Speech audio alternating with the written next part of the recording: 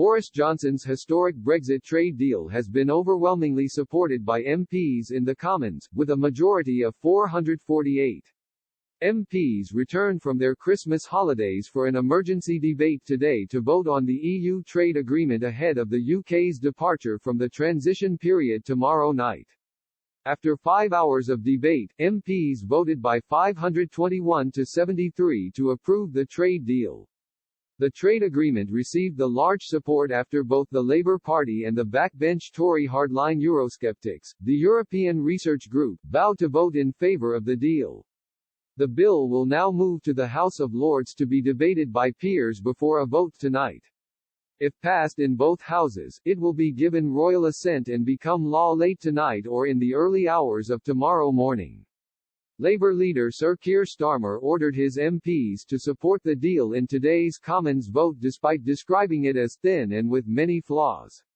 He added, "There's only one choice today, which is to vote for implementing this deal or to vote for no deal. Those that vote no, are voting for no deal. This is the nub of it, those voting no today want yes. They want others to save them from their own vote. Voting no, wanting yes, that's the truth of the situation and that's why my party has taken a different path." The SNP, Liberal Democrats, and DUP all voted against the deal. The Scottish National Party's Westminster leader, Ian Blackford, described the agreement as a bad Brexit deal, while the Lib Dems' Ed Davey said, "This deal will make British people poorer and British people less safe." The debate this morning was opened by the Prime Minister, who used his statement to praise the deal for opening a new chapter for the UK.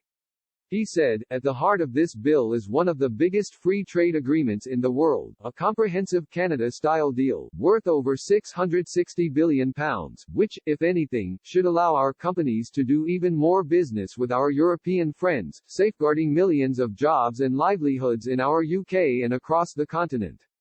In less than 48 hours, we will leave the EU single market and the customs union, as we promised, and yet British exporters will not face a sudden thicket of trade barriers, but rather, for the first time in the history of EU agreements, zero tariffs and zero quotas."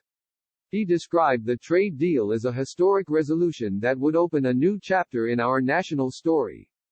Praising the negotiators for the speed at which they agreed the pact, he added, "I hope the House will join me in commending my noble friend Lord Frost and every member of his team for their skill, their mastery and their perseverance in translating our vision into a practical agreement."